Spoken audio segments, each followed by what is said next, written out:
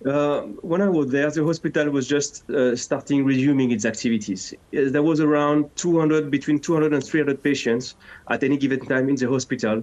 They were starting to provide again some life-saving surgery and some life-saving services for the population. It was lacking of a lot of things, medicines, medical staff. It was quite complicated. The insecurity was still there. We could hear the fighting also not very far from the hospital. The images we are seeing now, it's just horrifying. It's pure horror. We have no word to put on this. Shifa was the biggest hospital in Gaza. We are at a time with more than 70,000 people being wounded and more than 30,000 people killed. We need hospital more than ever. And what we see day after day is hospital collapsing one after the other. Yeah. Exactly the opposite of what we need. When you were there, was there any sign that your workers saw of Hamas fighters operating there or even there because they were wounded, or any operation that you felt might have been compromising the hospital? No, I have to be very and extremely clear with this question. I was in Shifa Hospital. We had staff also going to this hospital. We have never seen any sign of suspicious activities. If we were to hear about any sign of combatants within the hospital, the first reaction from Doctors Without Borders will be to pull out the team first, and then to say that the hospital has to be neutral and should never be used for any military purpose. So we are very clear about this. Until now, we have never seen a sign of military activity in Shifa or in Nasser as well, a hospital we were working.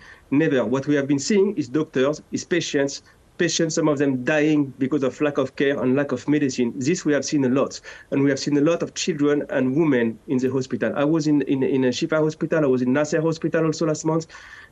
Majority of the people, of the wounded people, are children and women. What does that mean? It means bombing is indiscriminate, and it's unacceptable. So to your point, when you look at the destruction of Al-Shifa in such a short space of time, is it credible to you that there could have been that many militants hiding out in a hospital that would warrant that level of bombing and attack? You know, we're not an investigation NGO. We are calling for all parties to respect the hospital. If it has been used by any of the parties, we are condemning this. What we can see now, if we look at the fact that we are seeing, like, the two biggest hospitals in Gaza are just shut down. Nasser Hospital and Shifa, they are shut down. And the extent of destruction within the hospitals is striking, around the hospital as well. You know, there have been mass arrests of people, of civilian people all around the hospital, including MSF staff. The stories they are telling us is horrifying as well, regarding the way they were treated by the Israeli army, and everybody's in shock after the level of destruction all around the hospital as well, and inside the hospital as well. We need to respect the hospital. We want the attack on the hospital to stop. We cannot work like this. We cannot try to save life when hospitals are being literally bombed. Literally bombed. We have never seen this in any other conflict. A systematic attack on healthcare. It is systematic. In the north, in the south, all the hospitals are being directly targeted. Leo, what now can an organisation like yours do to help those Gazans who are injured? Where else can they? How do you kind of create even temporary medical facilities in an environment like this? Unfortunately, we had to go to this point in which, because hospitals are not respected, the protection of hospital is not respected anymore. We had to build somehow our own hospital. And in MSF, we had a hospital in Rafah that we started from nothing, and we do our best, but it's just a drop in the ocean. And we see patients, we see a lot of orphans, young people lacking basic cares. For example, all the patients with cancer, they have no more access at all. There are a lot of people dying from cancer much quicker because of the lack of access to treatment. Same for the diabetics, same for all the non-communicable disease. All these people have no more access to healthcare. And the people that are wounded by the bombing, it's very complex wounds that requires a lot of operation, and we are not currently in capacity to do this. So currently we see people who have been just with a normal fracture or wounds at the leg, they will lose their leg. we know that in a couple of weeks they would lose their legs because we don't have the capacity to operate them again. And it's a lot of amputees, a lot of people that are handicapped now.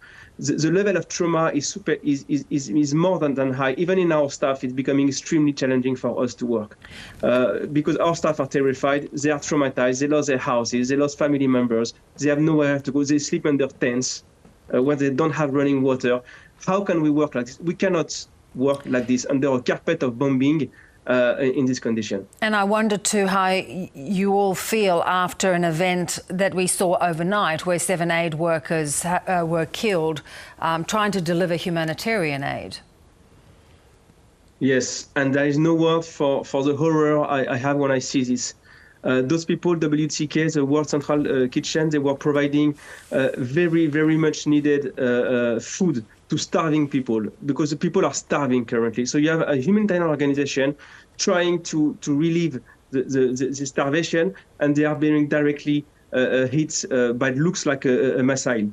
It's horrifying. And MSF, we lost also 7 people since the beginning of the war, either in MSF convoy or in MSF house premises, and directly by the Israeli army. So at some point, we have to say stop. We cannot continue like this. We cannot be targeted on top of all the obstacles we have to provide the help. Then we are on top of this. We are being targeted and we are being killed. It's impossible. Humanitarian people are not targets. We cannot work in that way, like losing innocent life from people who try to help. It's really horrifying.